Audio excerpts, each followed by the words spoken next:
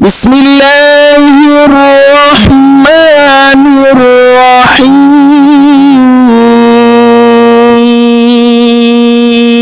السلام علیکم world wise کے معزز دوستو۔ جب انسان نے پہلے اس زمین پر قدم رکھا تو اللہ نے انسان کو دنیا میں بھیجنے سے پہلے انسان کے لیے زندہ رہنے کے لیے تمام سامان پیدا فرمایا۔ ہوا، پانی، آگ اور مٹی یہ انسان کی بنیادی ضرورت تھی۔ اس کے بغیر تو انسان زندہ ہی نہیں رہ سکتا۔ انسان کے جسم میں قوت پیدا کرنے کے لیے کھانا بھی ضروری تھا۔ اس کے لیے اللہ نے پھل پھول، میوے، پودے، ہرے بھرے درخت پیدا کیے۔ اس کے علاوہ سر اٹھائے بلند و بالا پہاڑ، رواں دواں گنگناتے ہوئے چشمے، بل گاتے دریا، چاند، سورج، ستارے، عرض کے وہ ہر چیز جو انسان کے زندہ رہنے کے لیے ضروری تھی اللہ تعالیٰ نے پیدا فرمائی۔ ان سب چیزوں کے علاوہ انسان کے آرام اور سہولت کے لیے اور چیزوں کی بھی ضرورت تھی، وہ بھی پیدا فرمائے۔ زمین آسمان کے اندر بے شمار چھپے ہوئے خزانے اور وسائل ہیں۔ ان تمام چیزوں کو زمین کے اندر سے نکالنے اور دریافت کرنے کے لیے ایک ایسی ذی عقل اور علم رکھنے والی ہستی کی ضرورت تھی جو ان تمام چھپی ہوئی اور اوجل چیزوں کو ڈھونڈ کر نکالے اور اپنے ہی لیے کارآمد بنائے۔ یہی ہستی جسے انسان کہا جاتا ہے۔ انسان کو اللہ نے عقل اور سوچنے سمجھنے کی صلاحیت عطا کی، پھر دنیا میں بھیجا۔ سب سے پہلے انسان حضرت آدم علیہ السلام تھے۔ انسان کی نسل حضرت آدم علیہ السلام سے چلی اور تمام انسان حضرت آدم علیہ السلام کی اولاد ہے۔ اللہ تعالیٰ نے حضرت آدم علیہ السلام کو پیدا کرنے کے لیے ارادہ ظاہر کیا اور فرشتوں سے کہا، میں زمین میں اپنا خلیفہ بنانے والا ہوں۔ اس پر فرشتوں نے اعتراض کیا اور کہا، کیا آپ زمین پر انسان کو پیدا کرنے والے ہیں؟ انسان تو زمین پر فساد برپا کرے گا اور خون بہائے گا۔ ہم تو تیری پاکی بیان کرتے ہیں اور تیرا شکر بجا لاتے ہیں، کیا ہم عبادت کے لیے کافی نہیں ہے؟ اللہ نے فرمایا، جو میں جانتا ہوں وہ تم نہیں جانتے۔ پھر اللہ نے خود اپنے ہاتھوں سے حضرت آدم علیہ السلام کا پتلا بنایا، پھر اسے سنوارا اور اسے مناسب شکل دی۔ اس کے جسم کا ہر حصہ خوبصورتی کے ساتھ بنایا۔ پھر اس مٹی کے پتلے میں اللہ نے اپنی روح پھونکی۔ پھر اللہ نے فرشتوں سے پوچھا، کیا کہ چیزوں کے نام بتاؤ اگر تم سچے ہو۔ فرشتوں نے جواب دیا، ہم نہیں جانتے، سب سے زیادہ تو آپ جاننے والے ہیں، ہم تو بس اتنا ہی علم ہے جو آپ نے ہم کو سکھایا ہے، آپ بڑے علم اور برکت والے ہیں۔ اللہ نے آدم سے کہا، اے آدم، ان فرشتوں کو ان چیزوں کے نام بتاؤ۔ اللہ نے آدم کو تمام چیزوں کے نام بتا دیے تو آدم کے علم میں تمام باتیں آ گئی۔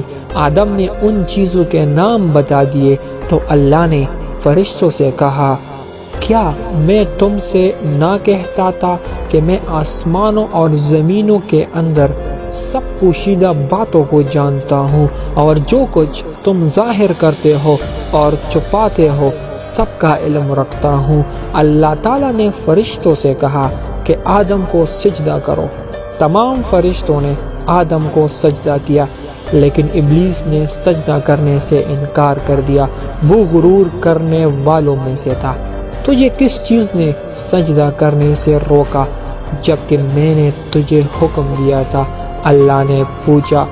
ابلیس نے کہا کہ آپ نے انسان کو مٹی سے بنایا ہے اور مجھے آگ سے پیدا کیا۔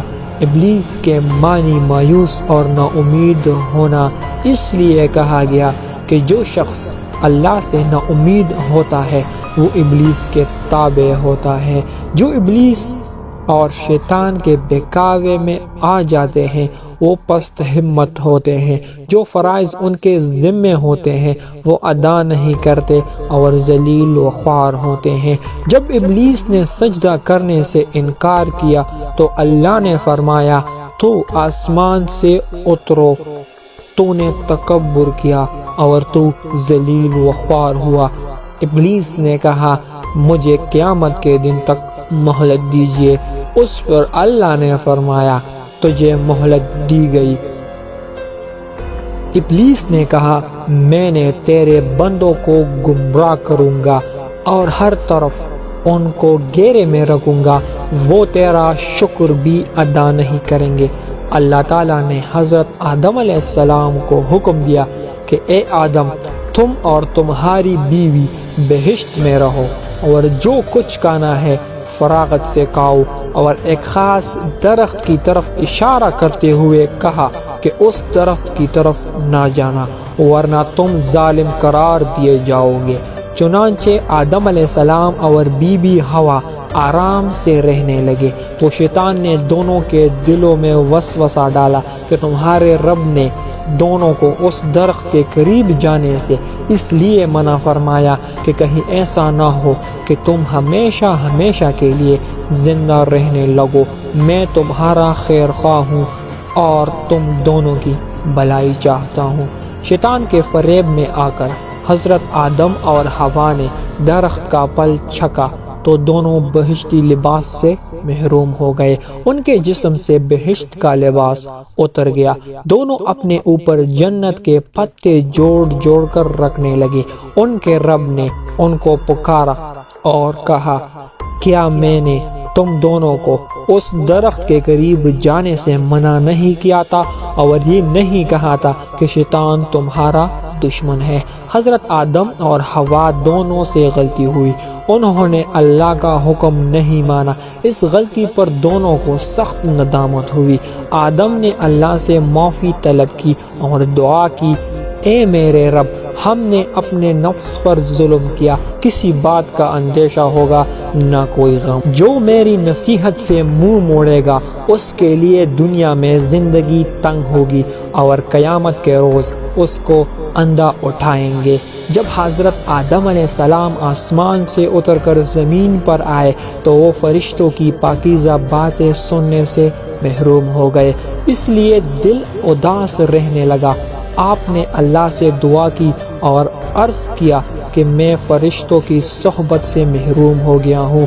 اس پر اللہ نے فرمایا کہ آپ مکہ معظمہ جائیں، وہاں میرا گھر تعمیر کریں، اس کا طواف کریں اور نماز پڑھیں۔ چنانچہ آپ علیہ السلام جبریل امین کے ساتھ مکہ معظمہ گئے، وہاں کعبہ کی بنیاد رکھی، نماز پڑھی اور طواف کیا۔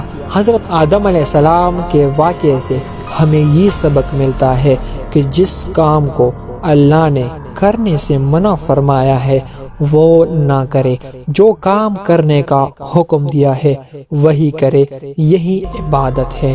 عبادت نیکی ہے، نیکی عبادت ہے۔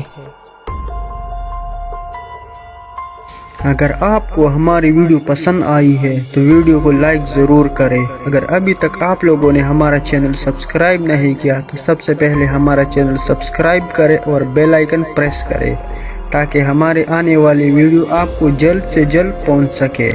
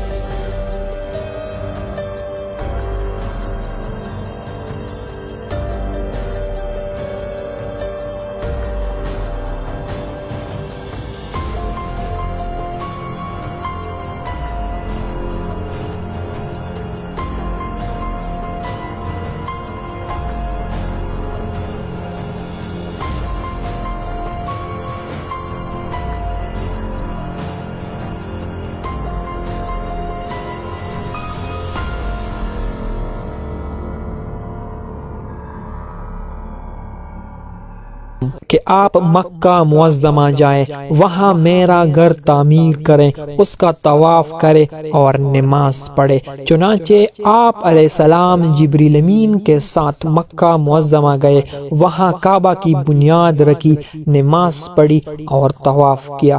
حضرت آدم علیہ السلام کے واقعے سے ہمیں یہ سبق ملتا ہے کہ جس کام کو اللہ نے کرنے سے منع فرمایا ہے وہ نہ کرے، جو کام کرنے کا حکم دیا ہے وہی کرے۔ یہی عبادت ہے، عبادت نیکی ہے، نیکی عبادت ہے۔